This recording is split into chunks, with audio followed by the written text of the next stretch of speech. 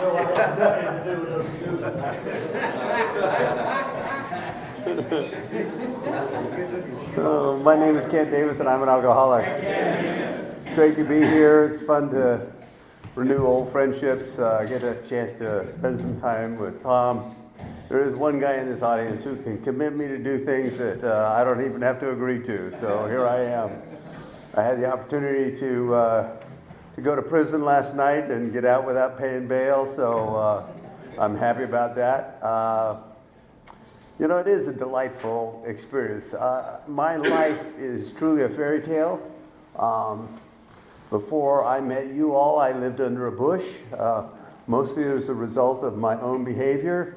The rest of it was really just bad luck and circumstances beyond my control and just insensitive people who just don't understand a sensitive guy like me. But, you know, I showed up to AA because I was sentenced to AA. You know, I didn't have a problem with alcohol. A few people thought I did, or I wouldn't have had a sentence to AA. I had, actually, I was living under a bush, and it wasn't my favorite place to live, but I got there as a result of being the arrogant, product of the 60s. I'm one of those guys, if you want the numbers, I graduated from high school in 1960, so I was a product of sex, drugs, rock and roll, and above all, you know, we fought everyone and everything. That was what we did. We marched in free speech and against the corporations and anything in the establishment, and I don't know, I just seemed to fit right into anything that was defiant. My dad, on the other hand, I grew up in a family, normal family, with one exception. You know, I had a sister. She did all the normal things. She went through high school, went every day. She went on to college, and in 4 years she got a degree. She went to work, got married, had kids. I mean, my parents were married 60 years. I mean, no, more than that. But, you know, everything about that family was totally normal from the outside except for me. And I was just, I don't know how it came about. Most people say that our illness is hereditary, but I don't believe it is. I think it really comes from toilet seats. Well, let me explain. I mean, it looks like it's in the family, but everybody just uses the same toilet seat, right? But I got on somebody's toilet seat because I never got it from my family, and no one in my family has this illness, so I picked it up from somebody else's toilet seat. That's all I can tell you. My dad, he never got a degree. He went to college, but he was a product of the Great Depression, worked 2 jobs, just a hardworking, conscientious kind of guy. Walk out of a room, he turned the lights off, and if you didn't, you'd get in trouble because he was a penny pincher. He saved every penny he had and provided well for us. But he wanted his son to get a degree, and I went off to college, and my objective was to have a party, and I did. Problem with that is you flunk out. And so I had to learn how to be manipulative and explain to my dad that this time I'm going to do it better. I'll go back and be conscientious, and I'll get good grades. And that first semester I did, and of course after that, partying took over, and before you know it, I'm back out and calling back to Dad and say I need to go to another college. So 14 years of college and 7 colleges and universities, I ended up with a few degrees. I got the 3rd degree from my mother. But, you know, so my first sponsor said he was, you know, definitely educated beyond his means. And I think, you know, if you really looked, I mean, I was drinking and using that whole time. So I really, you know, I thought better living through chemistry was my motto. I didn't really learn anything, but they finally let me out. I went into business for myself, and in a very short period of time, the woman that I had married and had a couple of kids with thought that I was not behaving too well, and so she decided that she would divorce me, and I'm in and out of divorce court for every month. God, it seemed like every month we were there, and I'd lose and lose every time. And that woman, she accused me of molesting my own kid. And, you know, those two children were my heartbeat. I was the guy who was the primary parent. I was the one that changed them and did everything for them, washed them, bathed them, walked them, put them to sleep, all that. You know, she was not like comfortable being a parent, so I was, you know. When she did that,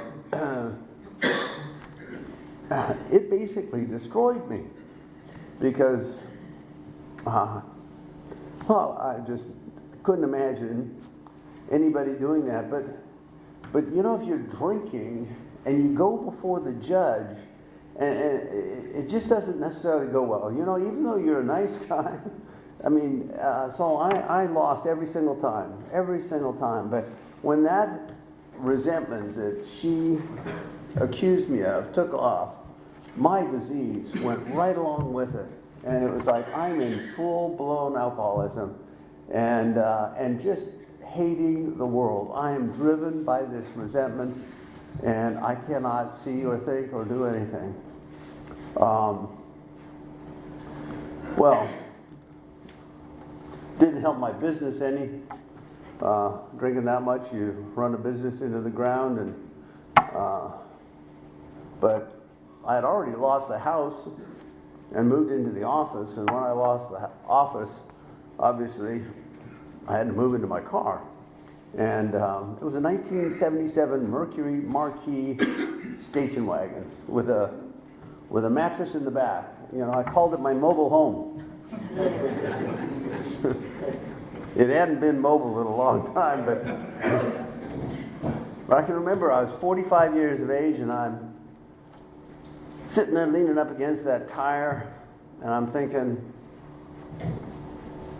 where is everybody? It's my birthday. And the only way you get into your car, by the way, some of you know this, those of you that haven't been in your car to sleep there, the reason you live in your car is because nobody else wants you there anymore. I mean, you used up all your family, all your friends, and so you're living in the car. And so I'm celebrating my 45th birthday and thinking things aren't going too well. Where is everybody? And I thought about, well, you know, I haven't been that good of a dad. I mean, I can remember Earth to Dad, you know, I'm like in Nana land, and my kids are trying to get a hold of me, and I was not the best dad. And I can remember one time I was supposed to pick them up after school, and I had to make a quick run, and it took too long, and I get back, and you know, the two kids are sitting on the curb, and it's dark out, and they've been sitting there since school was out, you know, and you know, so many times I was just not a very good dad, and I thought to myself, you know, your kids would probably be better off if you were dead. You really have not been much of a dad. You sure are not much of a son. The only thing you ever do now is you go over and steal from your dad. You know, you've disappointed your mother so badly, she can't even stand looking you in the eye. Everybody in your life would be better off if you were dead. And that's what I came to. I came to the conclusion. I think I am like brilliant, you know, and I can come up with the most incredible solutions. And that was my incredible solution, that, you know, I'm dead. I'm done. I've had all the opportunities in the world to get an education, have a great job, and what have I done with it? I've turned it into a total disaster. And I'm sitting here beside this car and wishing I was dead. And that day, what it felt like to me was like I walked through death's door. You know, okay, that's my solution. And so now it's just going to happen. I think it's obvious it didn't. But still, you know, I knew that it was over for me. And it was that level of just total resignation that my life run by me has come to this point. Well, a few weeks later, I was walking around the corner.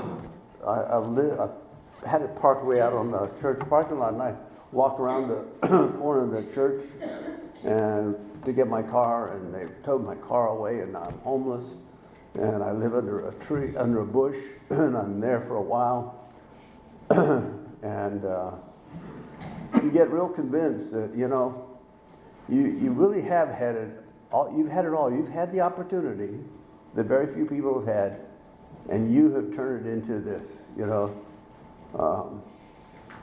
So a friend of mine, actually a guy I drank with for 20 years, he came and got me and put me in his back bedroom, and before long, you know, he ended up falling in the middle of the night and hitting his head and going to AA, and he really needed to, you know, he just couldn't hold his boots like I could, so he really needed to go. And so he preceded me into the program by 10 months, thank God. And so I connected my computer up to the phone line, and this was in 1985, when the internet was a dirt road. So I met a girl in a chat room, and I looked pretty good. She was in New Orleans, and I was in California, so I looked pretty good, you know. You've probably seen that joke, you know. I was the joke, and so she asked me. She asked me what I did for a living. I told her I was kind of in between jobs, about 3 years. I didn't explain to her, you know, like I was living on the street just weeks ago, but anyway, so she said, well, you go back to work. And for me to go back to work, I had to get permission from the state of California. And they said, oh, we've been looking for you. And I thought, oh, what for? Well, you know, there's a few things that are on our list that, so I had 5 different agencies who had a contract or an agreement that I would behave and take those urine tests and do all that kind of thing, but they put me in front of this body there were 17 men on a podium, and they were all quizzing me about my behavior. And the little guy that I didn't like very well, he kept claiming that I had a problem with alcohol. And it's like, I was just so indignant. It was like, how could anybody as brilliant as you think you are be in charge of my life? I mean, how could you understand? How could you possibly say I got a problem with alcohol? I mean, I've told you all the problems that I've got. I mean, there's no way that you can deal with those kind of problems without drinking. That's how I deal with them, you know? And he's pretty insistent that I got a problem with it. So you know that, you know, although I think of myself on the cutting edge of modern thought, you know, actual brilliance, I think that's called delusion. And nobody else but Kent actually has that opinion, but I still do on occasion think, I am so smart. Anyway, he says to me, finally he just gets so upset with me, and he says, you know, if you're going to go back to work, you're going to have to sign this contract. And it was like, you had to go to 3 meetings a week for 5 years. I had to sign this thing, and I'm thinking, my God, even if you're an alcoholic, doesn't that seem like a little overkill? Anyway, so it's amazing what a woman can get a guy to do, because here I am, you know, I didn't have handcuffs on. 5 different agencies, I did what they told me to do. Did that for about 5 years, and showed up at Alcoholics Anonymous because I was told to. I mean, that's part of my sentence, my commitment. Showed up in October 1987, and, you know, I walked into a room much like this, and, you know, I sat in the back behind the paint because I didn't want to be recognized. I mean, I felt like honored to be accepted by nice people like you, because I wasn't a nice person. In those years that I did things, I did a lot of people a lot of harm. I was kind of I turned into the kind of human being that disgusted me. You know, no one else was there every single time I had hurt somebody or done someone wrong or cheated. But I was there. And so my opinion of me was pretty low. When I walked into the meeting of Alcoholics Anonymous, really I knew I wasn't alcoholic, but I also knew that I didn't have a way to live either. And so my contract said get a sponsor. And of course, I had met Nancy. Nancy was 42 years sober at the time. So I asked Nancy. She was real nice to me. Nancy said, oh, no. Men sponsor men, women sponsor women, and you need him. And so I figured he was like, Nancy. Wrong. I mean, this man was intimidating. He was mean. He was unfair. But my main ingredient was that he was just intimidating enough that a guy who had never taken any kind of, I've got a master in defiance, right? I'm good at that. So I'm going to fight everyone and everything. That's what I was brought up to do that. That's my natural way of doing things. And yet somehow or another, I was just intimidated enough by this man to do what he asked me to do. Well, he might not agree with that, but it was my opinion, and it's my story. I mean, for instance, he said buy a book, and I heard him say get a book, and so I stole a book. But, so I'm like, I've got a sponsor now. I'm going to AA meetings. I got a home group. 3 months later, he says we're going to go do a 4-step, and like, who? Well, I'm not going. He said, I'm taking the 3 guys to you that I sponsor. We're going out there. Y'all need to do your 4-step. We're going to Reno to do our 4-step. And I didn't even have a choice. I was intimidated enough. I went. And I'm doing a 4-step and put on there, that thing about the falsely accused. And this guy that is my sponsor doesn't have a high school degree. So obviously he doesn't understand somebody as smart as I am. And so, when he said, put down your resentments, I explained to him, like, I'm just not that kind of guy. I don't hate very many people. I'm a lover. I'm not a fighter.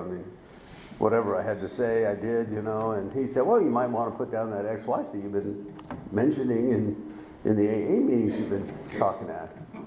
And, saying things like some of the best times at the end of my drinking were coming up with new ways that I could end her life, And he thought that was a resentment. So I put that down, and of all, it's so strange. He actually said that, with a resentment that you have a part in it, and I tried to explain to him what falsely accused meant. I got no part. I'm falsely accused of doing this, so I don't have a part in that.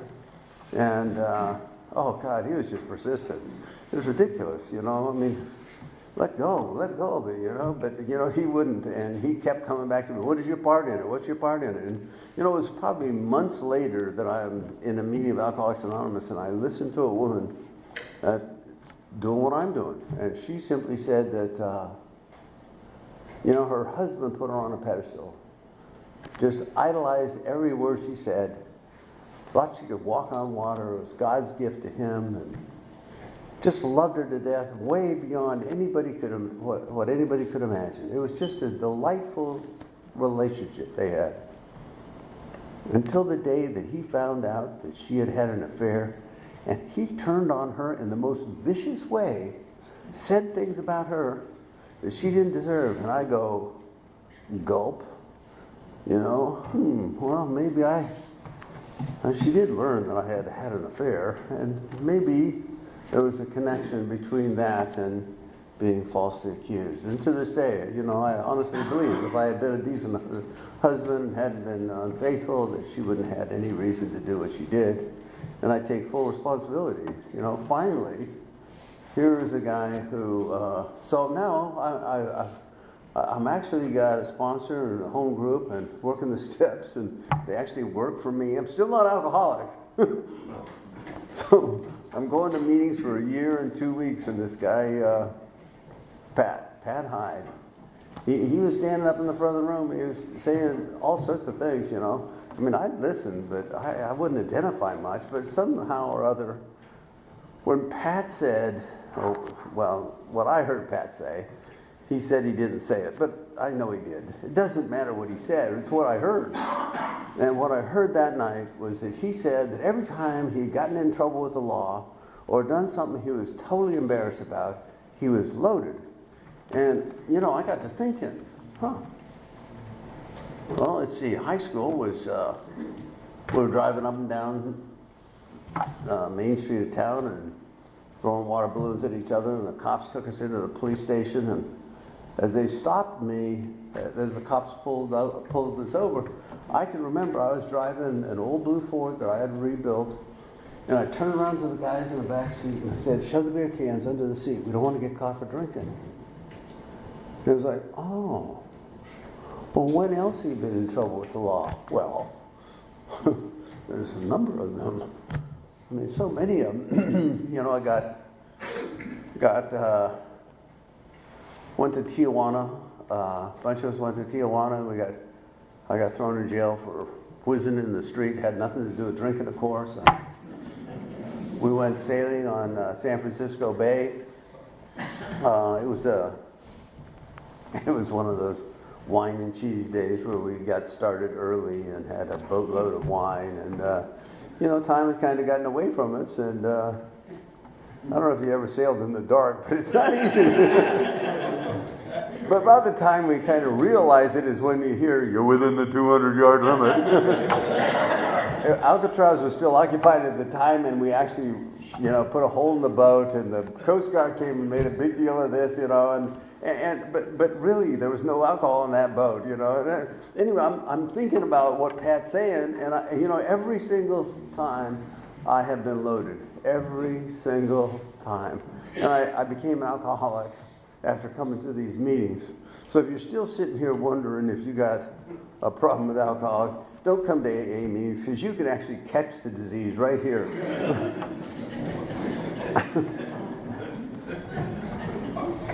You know, when I finally felt like I belonged, my life had already turned around. I had, in that first year, when you live under a bush and how you got there, and all the devastation and near misses and people shooting at you and you beating up on them and all that, you know, it isn't a happy life. You show up at an AA meeting and people greet you and pick you up and take you to meetings and buy you coffee, and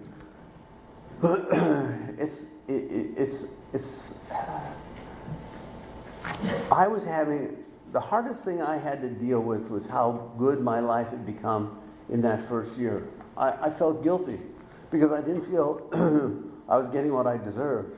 You know, I oftentimes said during that time, you know, if I got what I deserved, you better not be this close.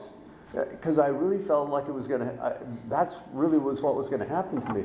But it kept happening good and good and good, and more of that, and I'm just feeling more and more guilty. And so I would take every single position that was available. I don't care. Well, not always totally willingly. My sponsor said, pick up the cigarette butts, and I said, I just quit. He said, you don't have to smoke to pick up cigarette butts.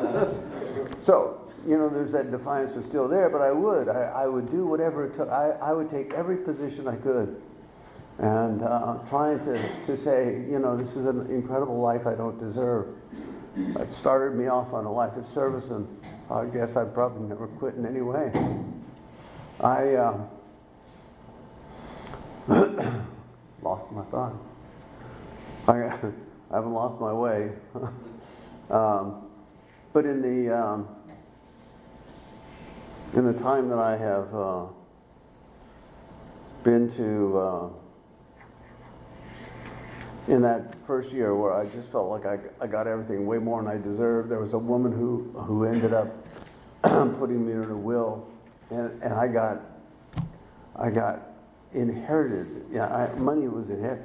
I mean, I bought a car and a house, and I mean, it was like I went to make amends to a woman.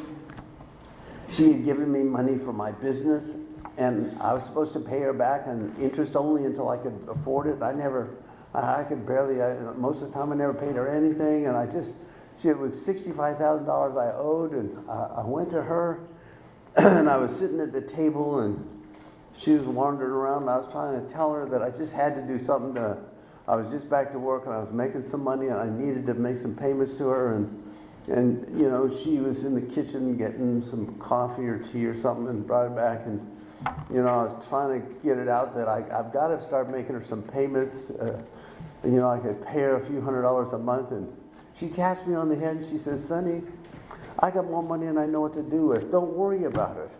And it's like, that was the worst thing in the world she could have done. I mean, I could not get out of San Francisco. I mean, I was born here, and I am totally out of my mind because all the crap that's come my way, I can handle that stuff. But the good, I just can't handle it. Well, so I figure, well, what I can do is say thank you to you. And so I started sponsoring guys at that time.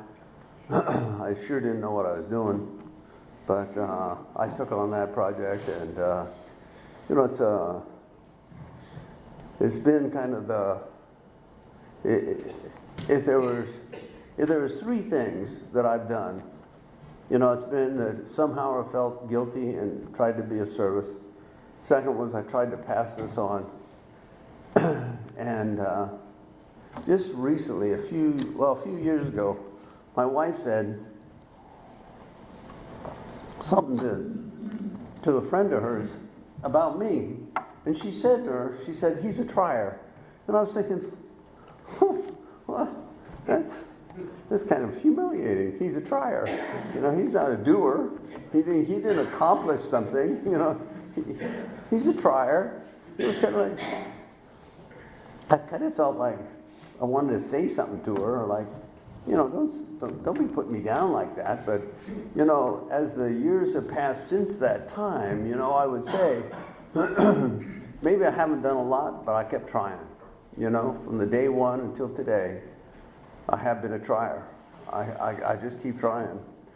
There was a couple of opportunities that I had. One was to get involved in corrections. And, you know, it was probably about the hardest thing that I ever, it really felt like doing corrections for me. It felt like this was what God put me here to do. And it was like a 6-year run, and it was going absolutely incredible. We had like a 10 by 10 room, and the warden said you could have 18 inmates and 2 volunteers in that room. And we'd pack them in there. We had like a waiting list of 12 people. I mean, it was a going concern, and everybody was on top of it.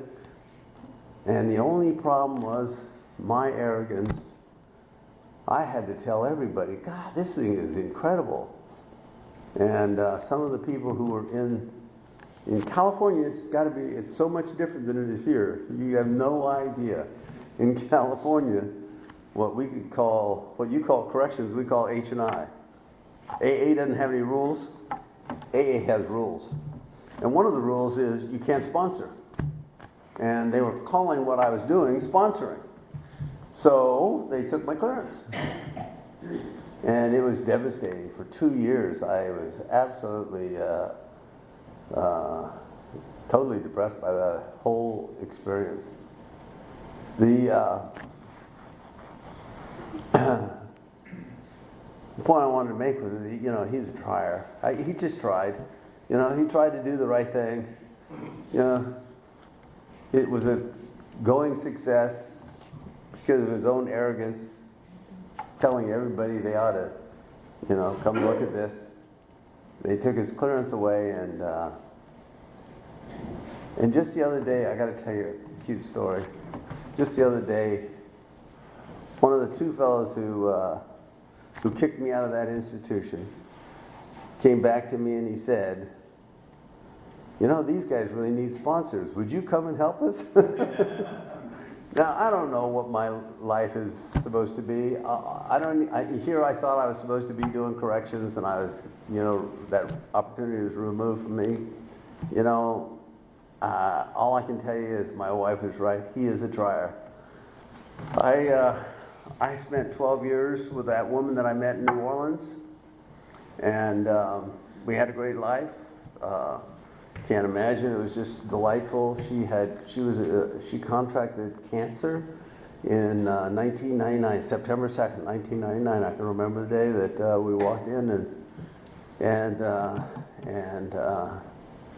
the radiologist actually disclosed to me that she had cancer in all 3 lobes of her liver, and I was absolutely devastated.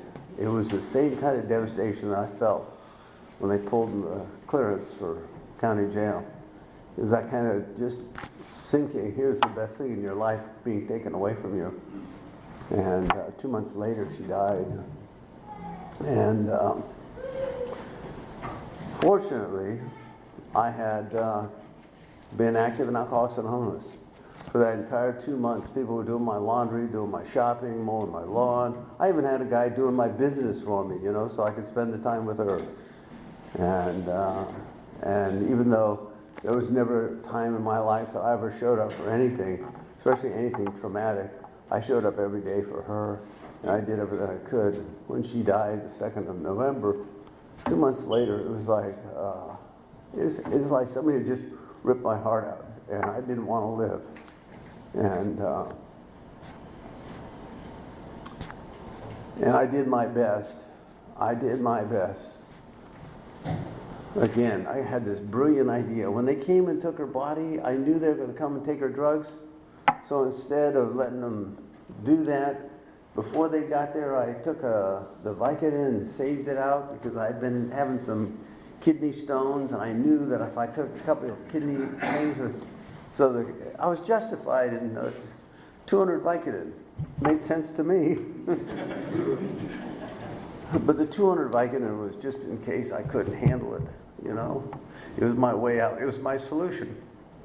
It was my brilliance, It's like Kent doing his way again, it's not going to work. And my sponsor found out about it, and he calls me and he says, "Get rid of the Vicodin."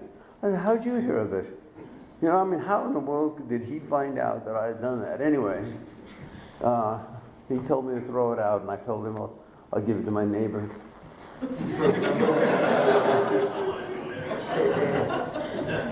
He said, "Ken, throw it out." I said, "Oh, my office manager. I'll give it to her, and she can hand it out to me. How's that?" And just the kind of person he is, he had the perfect answer. I'm standing there, and he just throws up his arms and he says, "Angle shooter," and walks off. It was like, okay, you want to kill yourself? Go right ahead. And, wake up call. And you start thinking, oh, instead of fighting him all the way. So I threw out the Vicodin. So, I would be dead if it wasn't for Alcoholics Anonymous and a sponsor. And my life is devoted to you. This is my life. I've got a life worth living. I've got an incredible life. I retired when I was 46, I couldn't rub 2 nickels together. I was totally penniless, just broke, under a bush. And last week, I retired. How does that happen? If it wasn't for Alcoholics Anonymous, I would be a totally useless, blubbering human being still living under a bush. And, obviously I didn't die on that. And 6 months after after she passed away, I went to a funeral service for my late wife in New Orleans. That's where she was from. So I went back to New Orleans where her family was and put on. And there was an AA conference down there. And so, of course, that makes sense. Go to a memorial, go to an AA conference. And I go to this AA conference, and there's this blonde I know at the AA conference. I've seen her before. She used to be married to my sponsor's sponsor. But they divorced, and I was real close to her ex-husband. I know a lot about this girl. Way more than I need to, because he would talk incessantly about her.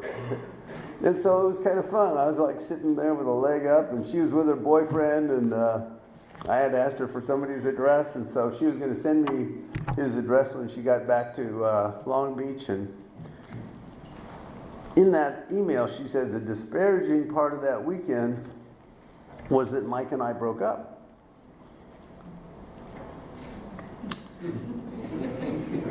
I read that to my sponsor, and he said, call her up and invite her for dinner. And of course I said, no. I know what you're all about, you know. You're going to call up your sponsor and say, guess who's dating your ex-wife? So no, I ain't playing into that hand. And I said, no, call her. And after about 2 weeks, I finally gave in, because I listened to my sponsor and I do what he says almost immediately. And I called her up, and she said she's available the entire Memorial Day weekend. Oh, she's cute. I'll spend the weekend with her. Okay, fine. Sounds like a great idea to me. Well, so God brought me a woman in 1985 who asked me what I did for a living, and I told her I was being out of work, and she made me go to work. Introduced me to Alcoholics Anonymous, where I found a job, found a way of life. She passed away in 99. And in 2000, there's another woman who comes into my life 6 months later. And, you know, it's like, how in the world? You know, God is going to give me what I need. He knows I probably won't do very well alone. So he sends me this little blonde thing and says, here, this will get your attention, you know. And it did. And I went down there and I had plans. And I'm not married any longer. I'm free to do anything I want. And so I got in the car with her, and she's babbling away, telling me all sorts of stories. And I'm thinking, man, she's kind of cute. If she ever stops talking, I'll try and kiss her. And so we go up on top of Signal Hill, of all places. And there's a place in Long Beach called Signal Hill. We get up on Signal Hill, and she gets out of the car, and I get out of the car, and we walk around to the front of the car. I take her in my arms, and I start to kiss her. And she goes, oh, rejection. Oh, okay. Southwest flies out of here every half hour. Just get me to the airport. I got the message. I got the signal on Signal Hill, right? I'm done. But oh no, this woman is organized. She's got a plan, and we're going to follow her plan. It's still that way, by the way. She still has a plan. We still follow her plan. But so we're on to the next event, even though I got my feelings hurt and I feel totally rejected, and so we're going to Long Beach Aquarium, and so because I take care of, I have fish tanks, and so she knows like a fish tank, so we're going to go to Long Beach Aquarium to see fish, right? And so we're walking through there, and this one place, she's about as far as he is from me. She's a little cuter than you are, though. And she was leaning down looking at the fish tank, and I'm thinking to myself, I think I'm in trouble here. And she turns around and she says, what did you say?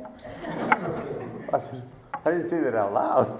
She said, well, you must have had your brain on speakerphone. And I was in trouble. I mean, it was like, whoa, it was like God doing for me what I couldn't have done for myself. And before the weekend was over, she had a similar kind of experience. And so, it's so weird. 2 weeks later, she sends me an email. I asked her, so what are you thinking? Which is not a good thing to ask a woman.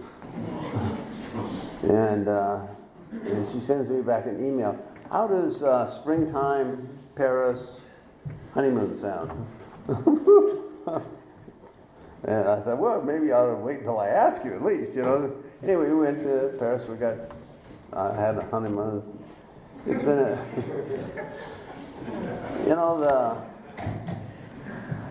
the life I get to live is the life that I had planned. The only thing I can honestly say is, every single day I get up and I try and do the best thing I know how to do that day.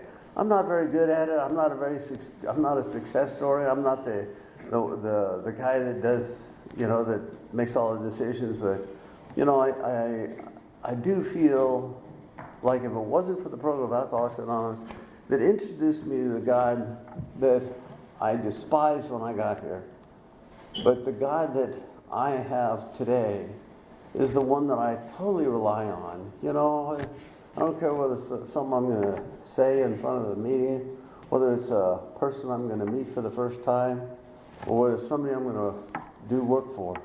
I usually ask God, can you help me do this? And so I can say from a guy who, when I got here, had a total disdain for anything religious, I've become the kind of person that totally relies on a power greater than myself to make it through every single day. I've had a lot of great ideas. I got a new great idea. I